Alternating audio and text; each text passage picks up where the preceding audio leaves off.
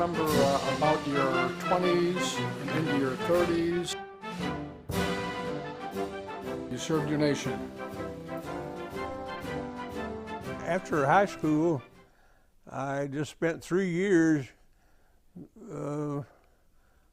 just working here on the farm. So we had, my father worked with two other brothers, doing all the different things that they did, and I just fell in there as a farm worker. Just lived at home and did that for 3 years until I was drafted into the Marine Corps.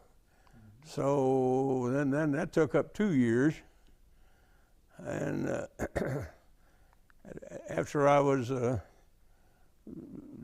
home a year, and then I went to spend about a year in Chicago, taking to electronics school, furthering my education, trying to learn how to work on television, repair television. I went into service at 21 and come out of there at 23, so about 10 years in there I was in the TV business and farming, but I wasn't running with the women any, so the service took up my ability to, my radio knowledge. They did not send me to any school. What Korea needed at that time was warm bodies. And so shortly after I went through training, boot camp, and just a month of other training for cold weather maneuvers, hot weather maneuvers, whatever, spent a month of mess duty, and then I was ready for Korea duty.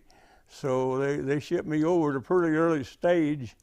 I was a radio repairman with an aircraft squadron. We were stationed just south of Seoul, South Korea, just on the west coast. We did a lot of close air support for the frontline troops.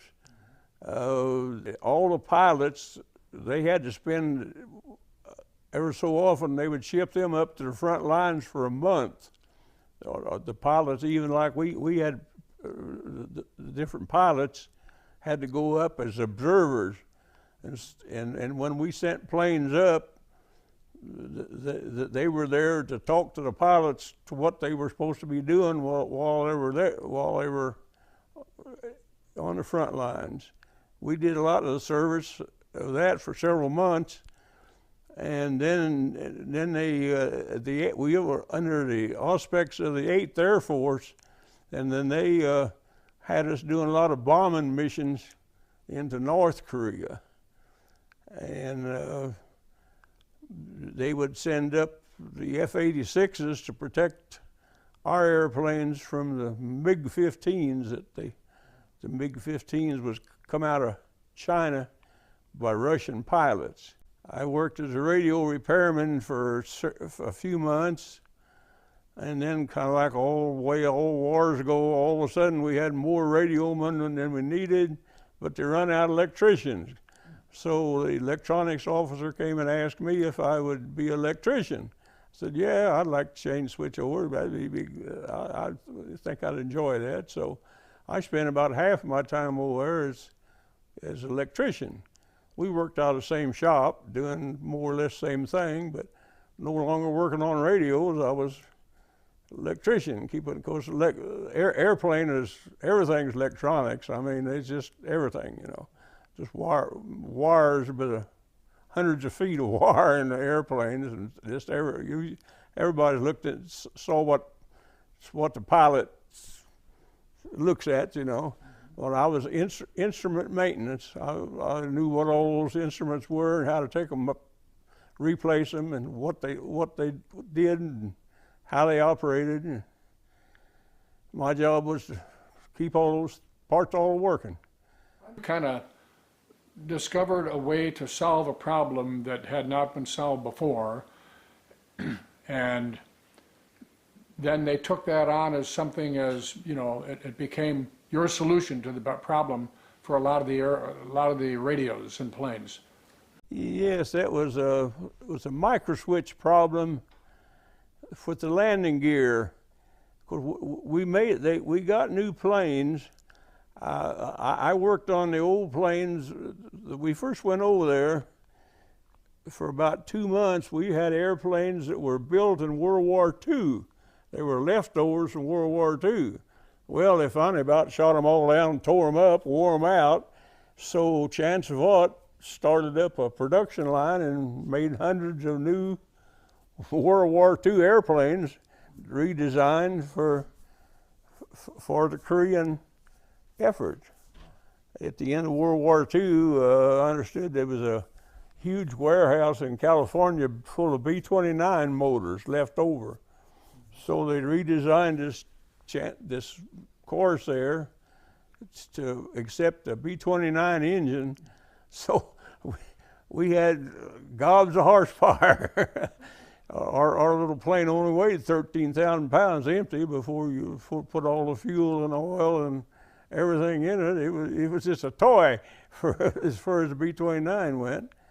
But when the landing gear, when they would land,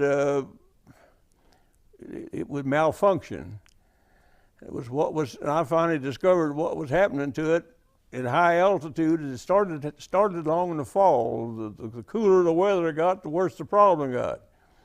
Come to find out, when I finally solved it, decided that the switch was freezing up at a high altitude, but as the weather got colder, it didn't have time to thaw out before it landed, and it stayed in its original position, and it wouldn't change position when the landing gear was put down. So it caused a big problem because government regulations wouldn't allow them to land unless they, what they call, blow the gear. They had to pressurize, turn air in on top of hydraulics to land. And the mechanics, they were on us electricians just hot and heavy, because every time they landed, they had to blow the gear, and they mixed this. If anybody knows anything about oil and air, does not mix, so it created a tremendous problem. And so I had remembered that the old World War II, I had examined that little switch, and it was flexible. It was like a little, I called it a bicycle inner tube like design. It worked so easy. But this new material was plastic, and it froze. And so Chance Vought had a representative in Korea, and they flew him into my base where I was, and I discussed the problem with him. And so this little switch was just about as big as a nickel. It was just a small little cap that was a weatherproof cap, but solved the problem for all of Korea. It was a tremendous problem. So, but like all things snafu, I never got it. My name was never published. Uncle Sam didn't make you a millionaire then, huh? No. They sure didn't. I guess they figured they were already paying me. I was on the payroll, so. Now, you had one other distinction involving Korea in terms of the number. You were like the millionth person. Yes, when I returned, I was the 1,000,000th military person that served overseas in the Korean conflict. And then they counted me down. When I counted down, I was always walking down the gangplank. I heard them count, 10, 9, 8, and when all of a sudden they grabbed me by the shoulder and jerked me out of line and interviewed me and took my picture. But the photographer said, "I will send you a photograph."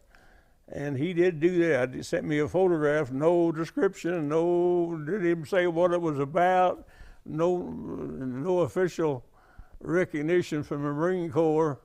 That's typical military, you know, thing. Everything all fouled up, you know. Didn't give you a star in Hollywood on the famous wall.